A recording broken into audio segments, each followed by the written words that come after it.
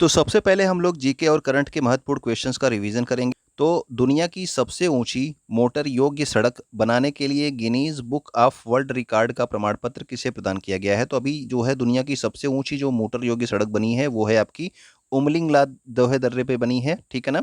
तो ये आपका जो है लद्दाख में बनाया गया है और इसे किसने बनाया है? सीमा सड़क संगठन ने। और इसके लिए इसे Guinness book of world record जो है इसका प्रमाण पत्र प्रदान किया गया है। सीमा सड़क संगठन की स्थापना कब हुई थी? तो जो सीमा सड़क संगठन यानी कि बॉर्डर रोड ऑर्गेनाइजेशन है, इसकी स्थापना हुई थी 7 मई 1960 को, ठीक है ना। ये आपके डायरेक्ट डेट वाइज आपका एग्जाम में पूछा जाता है, याद रखेंगे। आईपीएफ स्मार्ट पुलिसिंग इंडेक्स 2021 में, ठीक है, स्मार्ट पुलिसिंग सूचकांक में किस राज्य की पुलिस को शीर्ष स्थान प्राप्त हुआ? तो ये प्रदान हुआ है आपके आंध्र प्रदेश पुलिस को, ठीक है ना। सर्वश्रेष्ठ राज्य पुलिस का जो है इसको अवार्ड प्रदान किया गया। आईपीएफ स्मार्ट पुलिसिंग इंडेक्स में ये पहले नंबर पे है। ओके, नेक्स्ट हमारा है श्रीलंका के नए प्रधानमंत्री के रूप में किसने शपथ ली है? तो अभी हाल ही में श्रीलंका के जो नए प्रधानमंत्री बनाए गए हैं वो हैं आपके रानिल विक्रमसिंघे। महिंद्रा राजपक्षे ने क्या किया? इस्तीफा दे दिया था। उसके बाद रानिल विक्रमसिंघे को नया प्रधानमंत्री चुना गया है। मई 2022 में किसे भारत का मुख्य चुनाव आयुक्त नियुक्त किया गया है? तो भारत का जो मुख्य चुनाव आयुक्त बनाए गए हैं वो कौन है? राजीव कुमार। ओके, नेक्स्ट हमारा है अंतर्राष्ट्रीय न्यायालय में कुल कितने न्यायाधीश होते हैं? तो अंतर्राष्ट्रीय न्यायालय जो होता है इसमें कुल 15 न्यायाधीश होते हैं। और जो अंतर्राष्ट्रीय न्यायालय के न्यायाधीश हैं ये कितने वर्षों के लिए चुने जाते हैं? तो इनका कार्यकाल होता है 9 वर्षों का, ठीक है ना। तो अंतर्राष्ट्रीय न्यायालय में 15 न्यायाधीश और कितने वर्षों के लिए चुने जाते हैं? 9 वर्षों के लिए। और अंतर्राष्ट्रीय न्यायालय में भारत से एक न्यायाधीश को चुना गया है, वो कौन है? तो वो है आपके दलबीर भंडारी, ठीक है ना। पहले भी ये थे, उसके बाद दोबारा जब चुनाव हुआ तब भी ये चुन लिए गए हैं। ओके, तो ये दोबारा जो है फिर से पुनः चुन लिए गए हैं दलबीर भंडारी। कि कहाँ पे? अंतर्राष्ट्रीय न्यायालय में ये भारत के जो है न्यायाधीश हैं वहाँ पे शामिल हैं। 15 न्यायाधीशों में ये भी हैं। भारत के मुख्य वैज्ञानिक सलाहकार किसे नियुक्त किया गया है? तो भारत का जो मुख्य वैज्ञानिक सलाहकार अभी हाल ही में नियुक्त किया गया किसे? अजय कुमार सूद को, ठीक है। अगला क्वेश्चन अगर मैं आपसे पूछ लूं कि नवंबर 2021 में आईसीसी का सीईओ किसे नियुक्त किया गया है? तो पहले आईसीसी के सीईओ थे भारत से मनु साहनी, लेकिन फिर उनको जो है हटा दिया गया उनके पद से। और अब जो है आईसीसी के जो सीईओ हैं वो हैं आपके जियोफ एलार्डिस, ठीक है ना। लेकिन अगर आपसे आईसीसी का अध्यक्ष यानी कि उसका प्रेसिडेंट कौन है वो पूछा जाएगा तो वो आपके ग्रेग बर्कले ही हैं, ठीक है। सीईओ आपका अलग पद है, इसमें अध्यक्ष का आपका अलग पद है, ठीक है। तो सीईओ जो बने हैं वो आपके जियोफ एलार्डिस हैं और ग्रेग बर्कले क्या हैं? अध्यक्ष हैं वर्तमान में। संगीत नाटक अकादमी की स्थापना कब हुई थी? तो 1952 में संगीत नाटक अकादमी की स्थापना की गई। और अगर आपसे पूछा जाए कि ललित कला अकादमी की स्थापना कब की गई तो उसके 2 वर्षों बाद 1954 में ललित कला अकादमी की स्थापना की गई थी। अब देखते हैं हम लोग स्वच्छ सर्वेक्षण पुरस्कार 2021 के बारे में। तो इसमें जो सबसे स्वच्छ शहर रहा आपका वो आपका इंदौर शहर रहा, ये आपको पता है। लेकिन अगर आपसे पूछ लिया जाए कि सबसे स्वच्छ गंगा शहर कौन था है, यानी कि गंगा के किनारे जो शहर बसे हैं उनमें सबसे स्वच्छ कौन है, तो वो है आपका वाराणसी। और सबसे स्वच्छ जिला की अगर बात की जाए तो सबसे स्वच्छ जिला है आपका सूरत। ओके, नेक्स्ट हमारा है जनजातियों के उत्पादों को बाजार उपलब्ध कराने के लिए 5वें आदि महोत्सव 2022 का आयोजन कहाँ पर किया जा रहा है? तो जो 5वां अभी इस वर्ष का जो आदि महोत्सव है 2022 के लिए, इसका आयोजन कहाँ पे किया जा रहा है? तो इसका आयोजन होगा मंडला मध्य प्रदेश में। किस देश को वर्ष 2022 से 24 तक की अवधि के लिए association of Asian election authorities का नया अध्यक्ष बनाया गया है? तो association of Asian election authorities का अध्यक्ष बना है आपका भारत। आप देख रहे हैं डेली घटना चक्र और समसामयिकी सार की क्लास को। इसमें हम लोग डेली जो है महत्वपूर्ण करंट अफेयर्स और जीके का रिवीजन करते हैं, इसके साथ ही डेली करंट अफेयर्स भी देखते हैं। ये हमारा 96 सीरीज़ है, ठीक है। आपका ये सभी एग्जाम्स के लिए इंपॉर्टेंट होगा क्योंकि करंट अफेयर्स और जीके सभी एग्जाम्स में पूछे जाते हैं। अगर आप यहाँ पे पहली बार आए हैं तो यूट्यूब पे हमें सब्सक्राइब कर सकते हैं। इसके अलावा टेलीग्राम, इंस्टाग्राम और फेसबुक पर भी हमें आप फॉलो कर सकते हैं। तो आइए कंटिन्यू करते हैं आज की क्लास को। अगला आपका देखते हैं, ऊर्जा के 10% प्रवाह का जो नियम है ये किसके द्वारा दिया गया था? तो ये दिया गया था लिंडेमान के द्वारा, ठीक है ना। इसमें क्या होता है कि जो आपका उत्पादक होता है उससे जो है आपके अगले जो है प्रथम श्रेणी का जो उपभोक्ता है उसमें कितने परसेंट ऊर्जा का ट्रांसफर होता है? तो केवल 10% का। फिर उसके बाद आपका प्रथम श्रेणी से द्वितीय श्रेणी में भी कितना ट्रांसफर होता है? तो कुल ऊर्जा का 10% ही ट्रांसफर होता है। तो ये नियम किसने दिया था? तो ये आपका ऊर्जा का 10% प्रवाह का नियम लिंडेमान के द्वारा दिया गया था, ठीक है। क्लोरोफिल में कौन सा तत्व उपस्थित होता है? तो जो क्लोरोफिल होता है इसमें आपका मैग्नीशियम तत्व उपस्थित होता है। बहुत बार आपसे एग्जाम में पूछा जाता है, याद रखिएगा। हीमोग्लोबिन में कौन सा तत्व उपस्थित होता है? तो हीमोग्लोबिन में आयरन जो है तत्व उपस्थित होता है। और हीमोग्लोबिन शरीर में किसका परिवहन करता है? ये आप कमेंट करके बताना कि शरीर में किसका परिवहन करता है हीमोग्लोबिन। हीमोग्लोबिन में तत्व कौन सा उपस्थित होता है? तो ये है आयरन यानी कि लोहा। ठीक है। टाटा एयरलाइंस की स्थापना कब हुई थी? तो टाटा एयरलाइंस की स्थापना हुई थी 1932 में। अभी हाल ही के रेलवे के एग्जाम में ये क्वेश्चन पूछा गया था, तो याद रखेंगे। ठीक है। अभी हाल ही में टाटा एयर इंडिया का विलय किसमें हो गया? टाटा एयरलाइंस में हो गया। लगभग कितने करोड़ की डील थी? तो 18,000 करोड़ की डील थी, यानी कि 2.4 बिलियन डॉलर की डील थी ये। ठीक है ना। तो ये आपकी टाटा और एयर इंडिया के विलय से संबंधित है। अगला आपका विस्तारा एयरलाइंस किसका संयुक्त उपक्रम है? तो विस्तारा एयरलाइंस ये टाटा कंपनी का और सिंगापुर का जो है क्या है, संयुक्त उपक्रम है विस्तारा एयरलाइंस। सौर ऊर्जा से संचालित होने वाली विश्व की प्रथम एयरलाइन कौन बन गई है? तो सौर ऊर्जा से संचालित होने वाली विश्व की प्रथम एयरलाइन जो बनी है उसका नाम है स्विस इंटरनेशनल एयरलाइंस। ठीक है ना। नेक्स्ट हमारा है आईपीएल 2022 का टाइटल स्पॉन्सर कौन है? तो आईपीएल 2022 का जो टाइटल स्पॉन्सर है वो आपका टाटा है। लेकिन अगर आपसे पूछ लिया जाए कि टाटा आईपीएल 2022 का आधिकारिक पार्टनर किसे बनाया गया है?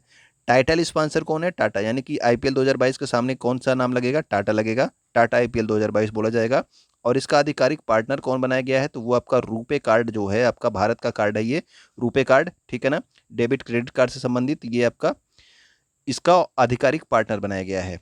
नेक्स्ट हमारा है विंग्स इंडिया कार्यक्रम। कल आपको बताया गया था कि विंग्स इंडिया कार्यक्रम किस जगह पे हुआ था, तो आप कमेंट करके बताएंगे। ठीक है ना। और इसमें सर्वश्रेष्ठ एयरपोर्ट के रूप में किसे सम्मानित किया गया है? तो सर्वश्रेष्ठ एयरपोर्ट विंग्स इंडिया कार्यक्रम में किसे चुना गया? तो ये चुना गया है कैंपेगौड़ा एयरपोर्ट, जो कि कहाँ का है? बेंगलुरु का। मुख्यमंत्री बागवानी बीमा योजना किस राज्य से संबंधित है, जिसका हाल ही में फसल बीमा पोर्टल लॉन्च किया गया है? तो फसल बीमा पोर्टल किसका लॉन्च किया गया है? मुख्यमंत्री बागवानी बीमा योजना का। और ये आपका हरियाणा राज्य से संबंधित योजना है। ओके। पानीपत का तृतीय युद्ध कब लड़ा गया था? अगर आपसे पूछ लिया जाए तो पानीपत का जो तृतीय युद्ध था ये आपके लड़ा गया था 1761 है। ये आपका गलती से लिखा हुआ है 1961 नहीं, यहाँ पे है आपका 1761। ओके, सही हो गया आपका 1761 है। ठीक है ना। तो ये आपका 1761 में लड़ा गया था किसके किसके मध्य? अहमद शाह अब्दाली और सदाशिवराव, यानी कि आपके अफगानों और मराठों के बीच में हुआ था पानीपत का तृतीय युद्ध। लेकिन अगर आपसे पूछ लिया जाए कि तराइन का तृतीय युद्ध कब लड़ा गया था, तो तराइन का तृतीय युद्ध आपका कहीं पे आपका 1215 मिलता है, कहीं पे 1216 मिलता है। तो आप याद रखेंगे 1215-16 में। और किसके किसके मध्य हुआ था? तो ये इल्तुतमिश और यल्दौज के मध्य हुआ था। तराइन का प्रथम युद्ध और द्वितीय युद्ध कब हुआ था? काफ़ी इंपॉर्टेंट युद्ध है, आप लोग कमेंट करके बताना। और इस पे अभी एक हाल ही में मूवी भी आ रही है। ओके। नेक्स्ट हमारा है वांडीवास का युद्ध किसके मध्य लड़ा गया था? तो वांडीवास का युद्ध लड़ा गया था ब्रिटिश और फ्रांसीसियों के मध्य में। कब हुआ था ये वांडीवास का युद्ध? तो ये हुआ था 1760 ईस्वी में वांडीवास का युद्ध हुआ था। भारतीय पुरातत्व सर्वेक्षण ने कहाँ पर 5,000 साल पुरानी आभूषण बनाने वाली फैक्ट्री की खोज की है? तो 5,000 साल पुरानी आभूषण बनाने वाली फैक्ट्री की खोज की गई है आपके राखीगढ़ी, जो कि किस स्टेट में है? तो राखीगढ़ी जो है जगह ये आपके हरियाणा में है। चौथे खेलो इंडिया यूथ गेम्स जो है 2021 के हैं, जो कि पिछले वर्ष नहीं हो पाए, तो इस वर्ष इनका आयोजन किया जा रहा है। तो इनका आयोजन कहाँ पे किया जा रहा है? तो इनका आयोजन किया जा रहा है पंचकुला हरियाणा में। और इसका इस वर्ष जो शुभंकर जो है आपका खेलो इंडिया यूथ गेम्स का शुभंकर है, ये इसका नाम क्या है? धाकड़। ठीक है ना। खेलो इंडिया यूनिवर्सिटी गेम्स का शुभंकर क्या था? ये आप लोगों को याद हो तो कमेंट करके बताना। यूनिवर्सिटी गेम्स का शुभंकर क्या था और किस यूनिवर्सिटी ने सबसे अधिक पदक जीते हैं? ठीक है ना। नए खेल शामिल कौन कौन से हुए आपके खेलो इंडिया यूथ गेम्स में? तो ये है आपका मलखंभ, गतका, योगासन, थांगटा और कलारीय पट्टू। ठीक है ना। तो ये आपके नए खेल शामिल हुए हैं आपके 5। हिंदुस्तान एरोनॉटिकल लिमिटेड द्वारा निर्मित तेजस जो है ये क्या है? तो तेजस एक हल्का लड़ाकू विमान है, याद रखना। ठीक है ना। लाइट कॉम्बैट एयरक्राफ्ट है आपका तेजस। राफेल लड़ाकू विमान का निर्माण किस कंपनी के द्वारा किया गया? तो अभी हाल ही के बीपीएससी के एग्जाम में ये क्वेश्चन पूछा गया कि राफेल लड़ाकू विमान का निर्माण किस कंपनी के द्वारा किया गया? तो ये आपका डसाल्ट कंपनी के द्वारा किया गया। और डसाल्ट कंपनी कहाँ की है? फ्रांस की। और जो आपका राफेल है ये भारत और फ्रांस का जो है संयुक्त उपक्रम है। ठीक है ना। राफेल विमान को किस स्क्वाड्रन में शामिल किया गया था? तो जब राफेल विमान आया था तो इसको गोल्डन स्क्वाड्रन 17 में शामिल किया गया था। ठीक है।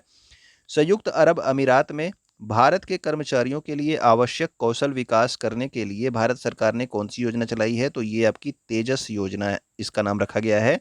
क्या कि वहाँ पे यूएई में जो आपके भारतीय कर्मचारी हैं, उनको वहाँ के नौकरियों के हिसाब से आवश्यक कौशल उपलब्ध कराना इसका लक्ष्य है तेजस योजना का। नेक्स्ट हमारा है भारतीय थल सेना, वायुसेना और नौसेना की एकीकृत कमान जो है कहाँ पे स्थापित की गई है? तो इन तीनों की एकीकृत कमान जो है अंडमान निकोबार में स्थापित करी गई है। कौन सी कंपनी 19 लाख करोड़ रुपए के एम कैप यानी कि मार्केट कैपिटलाइजेशन पर पहुंचने वाली पहली भारतीय कंपनी बन गई है? तो ये आपकी RIL यानी कि रिलायंस इंडिया लिमिटेड है।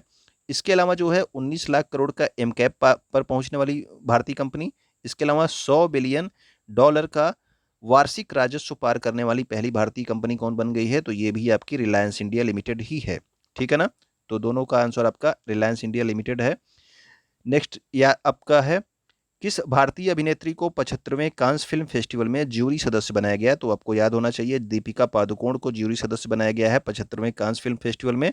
और इसमें जो है कंट्री ऑफ ऑनर कौन है? तो आपको कमेंट करके बताना है कि कंट्री ऑफ ऑनर 75वें कांस फिल्म में किसको जो है चुना गया है।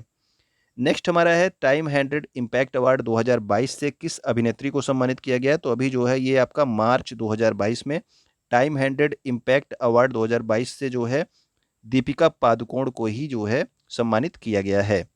नेक्स्ट हमारा है 94वें ऑस्कर अवार्ड 2022, ये आप देख लीजिए किसको किसको मिले हैं। तो सर्वश्रेष्ठ फिल्म का अवार्ड आपके कोडा को मिला है, और ये अवार्ड जो ऑस्कर अवार्ड 2022 का है ये 94वें क्रम का है, ये भी याद रखेंगे। सर्वश्रेष्ठ अभिनेता कौन है? तो ये है आपके विल स्मिथ। किस फिल्म के लिए दिया गया? तो इनको किंग रिचर्ड फिल्म के लिए सर्वश्रेष्ठ अभिनेता दिया गया। सर्वश्रेष्ठ अभिनेत्री जेसिका चेस्टन है, the eyes of Tammy fetch इनकी मूवी का नाम है। और आपका सर्वश्रेष्ठ निर्देशक जेन कैंपियन को दिया गया है, और किस फिल्म के लिए? तो द पावर ऑफ डॉग के लिए। बेस्ट डॉक्यूमेंट्री कौन है? तो बेस्ट डॉक्यूमेंट्री आपका समर ऑफ सोल था। और बेस्ट एनिमेटेड फीचर फिल्म कौन थी?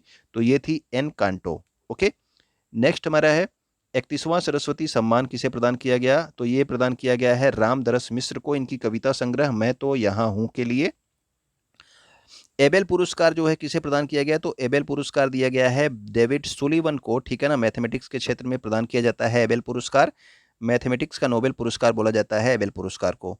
प्रित्जकर पुरस्कार 2022 किसे प्रदान किया गया? तो ये जो है किस क्षेत्र में दिया जाता है, ये आपको कमेंट करके बताना है कि प्रित्जकर पुरस्कार किस क्षेत्र में देते हैं। और ये इस वर्ष दिया गया है फ्रांसिस केरे को। पुलित्जर पुरस्कार 2022 ये जो है 4 भारतीयों को प्रदान किया गया है। ये अलग अलग श्रेणियों में प्रदान किया जाता है। भारतीयों को जो है फीचर फोटोग्राफी की श्रेणी में प्रदान किया गया है। दानिश सिद्दीकी को, अदनान अबीदी को, सना इरशाद मट्टू और अमित दवे को जो है प्रदान किया गया है ये पुलित्जर पुरस्कार 2022। किस श्रेणी में? तो फीचर फोटोग्राफी श्रेणी में। नेक्स्ट हमारा है रामानुजन पुरस्कार, ये किसको दिया गया? तो ये दिया गया है नीना गुप्ता को। रामानुजन पुरस्कार किस क्षेत्र में दिया जाता है? तो ये गणित के क्षेत्र में दिया जाता है। विश्व खाद्य पुरस्कार 2022 अभी हाल ही में किसे प्रदान किया गया? तो ये दिया गया सिंथिया रोजेन जवेक को। ठीक है ना? तो सिंथिया रोजेन जवेक को अभी हाल ही में मई में जो है आपका विश्व खाद्य पुरस्कार 2022 से सम्मानित किया गया। बोल्ट्जमैन पदक जो है 2022 पहली बार किसी भारतीय को प्रदान किया गया, उनका नाम क्या है? तो उनका नाम है दीपक धर। ठीक है ना? पहली बार जो है प्रोफेसर दीपक धर को आपका बोल्ट्जमैन पदक 2022 प्रदान किया गया। किसी भारतीय को प्रदान किया गया पहली बार, तो वो थे आपके दीपक धर। साहित्य अकादमी पुरस्कार 2021 अंग्रेजी भाषा के लिए किसे दिया गया? तो साहित्य अकादमी पुरस्कार 2021 अंग्रेजी भाषा के लिए दिया गया आपका नमिता गोखले को। और साहित्य अकादमी पुरस्कार हिंदी भाषा के लिए 2021 का किसे दिया गया? तो ये दिया गया दया प्रकाश सिन्हा को। इनकी नाटक का नाम क्या है? तो इनका नाटक का नाम है सम्राट अशोक। इसी के लिए इन्हें साहित्य अकादमी पुरस्कार 2021 प्रदान किया गया है। ओके, साहित्य अकादमी पुरस्कार कब से दिए जा रहे हैं ये आपको बताया गया है। आप कमेंट करके बताना कि जो है कब से इसको कब से प्रारंभ किया गया है। ठीक है ना? साहित्य अकादमी पुरस्कारों की शुरुआत कब से हुई है। भारतीय उद्योग परिसंघ की स्थापना कब हुई थी? तो भारतीय उद्योग परिसंघ की स्थापना हुई थी 1895 में। ठीक है, और इसका मुख्यालय कहाँ पे है? तो मुख्यालय है आपका नई दिल्ली में। तो भारतीय उद्योग परिसंघ 1895 ईस्वी में इसका प्रारंभ किया गया था। राष्ट्रीय शैक्षिक अनुसंधान और प्रशिक्षण परिषद एनसीईआरटी का नया निदेशक किसे बनाया गया?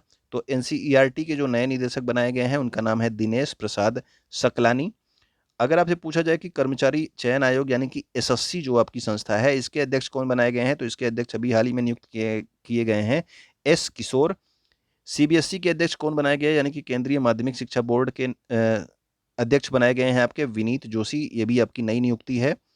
राष्ट्रीय इलेक्ट्रॉनिक्स और सूचना प्रौद्योगिकी संस्थान यानी कि जो नीलिट संस्था है, जिससे आप ट्रिपल सी और जो है ओ लेवल करते हैं, इसके अध्यक्ष किसको नियुक्त किया गया है, तो इसका अध्यक्ष नियुक्त किया गया है डॉक्टर मनमोहन त्रिपाठी को। ठीक है ना। विश्वविद्यालय अनुदान आयोग यानी कि आपका यूजीसी इंपॉर्टेंट है, याद रखेंगे। यूजीसी के वर्तमान में अध्यक्ष कौन नियुक्त किए गए हैं, तो ये नियुक्त किए गए हैं एम जगदीश कुमार। और जवाहरलाल नेहरू विश्वविद्यालय यानी कि जेएनयू की प्रथम महिला कुलपति कौन नियुक्त की गई हैं, तो जेएनयू की जो प्रथम महिला कुलपति बनी हैं, इनका नाम है शांति श्री धूलपड़ी। ठीक है ना। तो पहली बार कोई महिला कुलपति बनाई गई जेएनयू की, वो है आपकी शांति श्री धूलपड़ी। आपको अगर पता हो कि ओएनजीसी की प्रथम महिला अध्यक्ष कौन बनी है, वो आप कमेंट करके बताना। और सेबी की प्रथम महिला अध्यक्ष कौन बनी है, वो भी आप कमेंट करके बताएंगे। ओके। नेक्स्ट हमारा है विश्व की लघु संसद किसे कहा जाता है, तो जो विश्व की लघु संसद है, ये कहा जाता है संयुक्त राष्ट्र महासभा यानी कि यूनाइटेड नेशन जनरल असेंबली को जो है संयुक्त राष्ट्र विश्व की लघु संसद कहा जाता है। किस संविधान संशोधन को लघु संविधान कहा जाता है, तो लघु संविधान आपका कहा जाता है 42वें संविधान संशोधन, जो कि कब हुआ था, 1976 में। और 42वें संविधान संशोधन के द्वारा किन विषयों को राज्य सूची से निकालकर संवर्ती सूची में शामिल किया गया। अगर आपसे ये पूछा जाए कि कुछ विषय पहले राज्य सूची में थे, उनको निकालकर संवर्ती सूची में शामिल किया गया 42वें संविधान संशोधन में, तो कौन कौन से विषय थे, तो वो थे आपके शिक्षा, वन, वन्य जीव, जनसंख्या और मापतौल। तो इन 5 जो है आपकी विषयों को जो है राज्य सूची से निकालकर संवर्ती सूची में शामिल किया गया 42वें संविधान संशोधन के द्वारा। अब कुछ योजनाएं हैं, उनको देख लेते हैं कब ये प्रारंभ हुई थी। डिजिटल इंडिया योजना कब प्रारंभ हुई, तो 1 जुलाई 2015 को प्रारंभ हुई थी। ठीक है ना। मेक इन इंडिया योजना कब प्रारंभ हुई थी, ये आप लोग कमेंट करके बताना कि मेक इन इंडिया योजना कब प्रारंभ हुई थी। 2014 में प्रारंभ हुई थी, लेकिन डेट आपको बताना है। स्वच्छ भारत अभियान कब प्रारंभ हुआ, तो 2 अक्टूबर 2014 से 2 अक्टूबर 2019 तक ये आपका स्वच्छ भारत अभियान चला है। ठीक है ना। 2 अक्टूबर 2014 से 2 अक्टूबर 2019 तक ये अभियान चला, स्वच्छ भारत अभियान। जन धन योजना जो है कब प्रारंभ की गई, तो जन धन योजना विश्व की सबसे बड़ी आपकी वित्तीय समावेशन की योजना है, और ये 28 अगस्त 2014 को प्रारंभ की गई थी। उज्ज्वला योजना अगर आपसे पूछ लिया जाए, तो उज्ज्वला योजना स्टार्ट हुई थी आपकी 1 मई 2016 से बलिया उत्तर प्रदेश से, और ये आपका कंप्लीट होने के बाद उज्ज्वला 2.0 योजना प्रारंभ की गई 2021 में। कब, 10 अगस्त 2021 से, और इसको महोबा जिले से प्रारंभ किया गया था उत्तर प्रदेश के। राष्ट्रीय कृषि बाजार यानी कि ई नैम आपका अगर आपसे पूछ लिया जाए, इसकी स्थापना कब हुई थी, तो इसकी स्थापना हुई थी 2016 में। ठीक है ना। ई नैम यानी कि राष्ट्रीय कृषि बाजार की स्थापना कब हुई थी, तो इसकी स्थापना की गई थी आपकी 2016 में। अंतर्राष्ट्रीय पादप स्वास्थ्य दिवस अगर आपसे पूछ लिया जाए, तो ये होता है आपका 12 मई को। और अंतर्राष्ट्रीय नर्स दिवस प्रत्येक वर्ष कब मनाया जाता है, तो ये भी आपका मनाया जाता है 12 मई को मनाया जाता है। तो आज की जीके और करंट अफेयर्स की क्लास आपको कैसी लगी, आप कमेंट करके जरूर बताइएगा। ठीक है ना।